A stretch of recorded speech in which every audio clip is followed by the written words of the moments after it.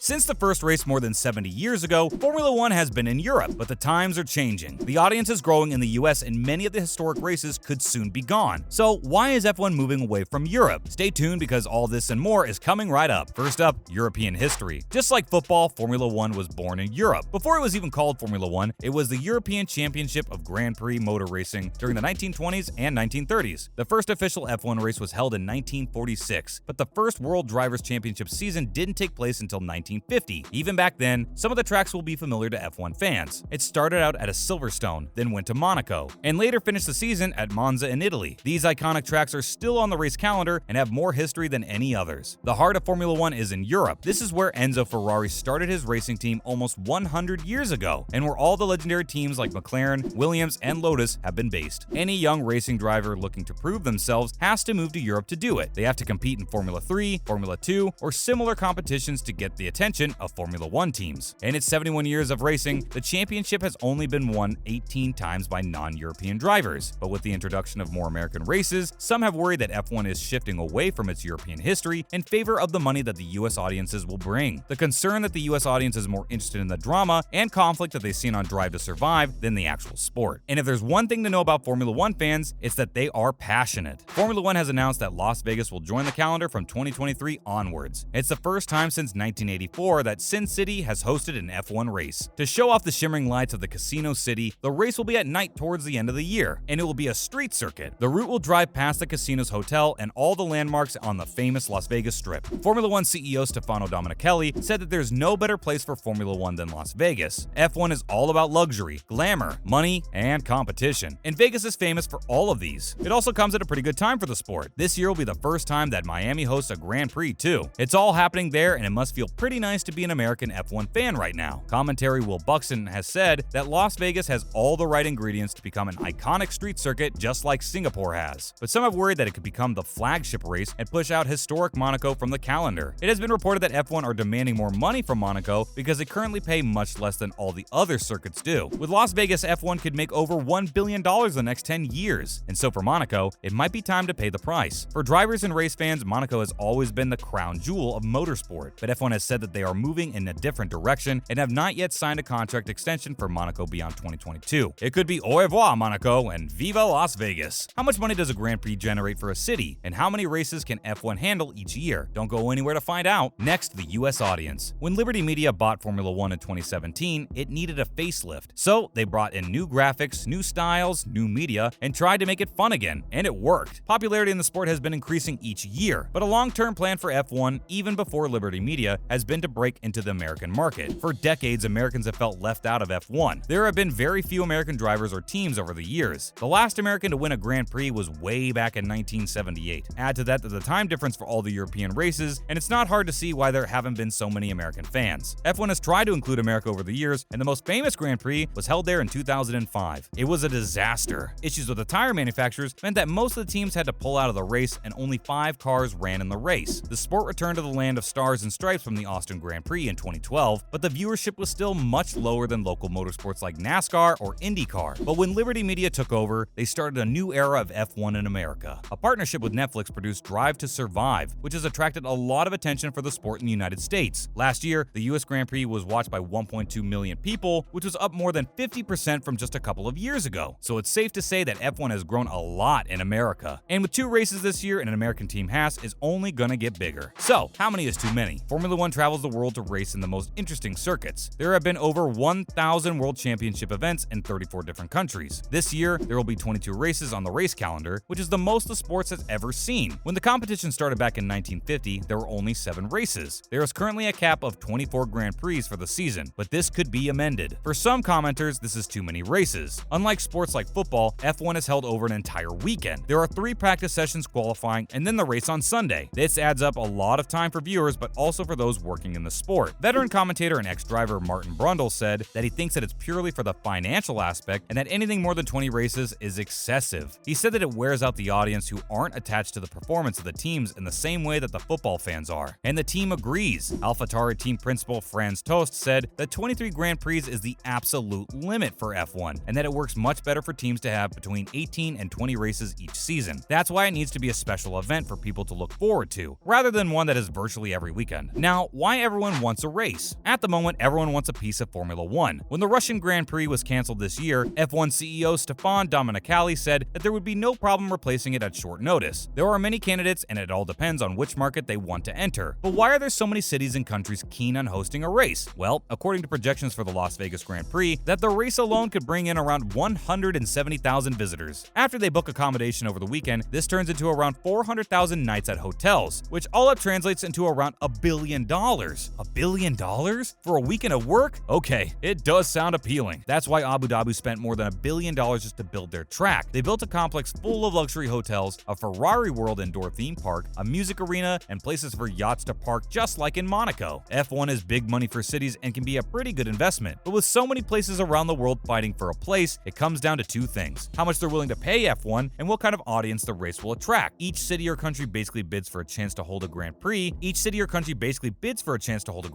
Each location pays on average $32 million a year to hold a race. But this figure goes up as high as $55 million for Azerbaijan and as low as $15 million for the famous Monaco. With F1 spoiled for choices and countries offering big money, the decision has to be based on where they see the best market for the sport. It looks like the USA, here we come. What do you think about the Las Vegas Grand Prix? Which circuit do you want to see stay on the F1 calendar in the future? Let us know in the comments below. Thanks for watching, and we'll see you next time.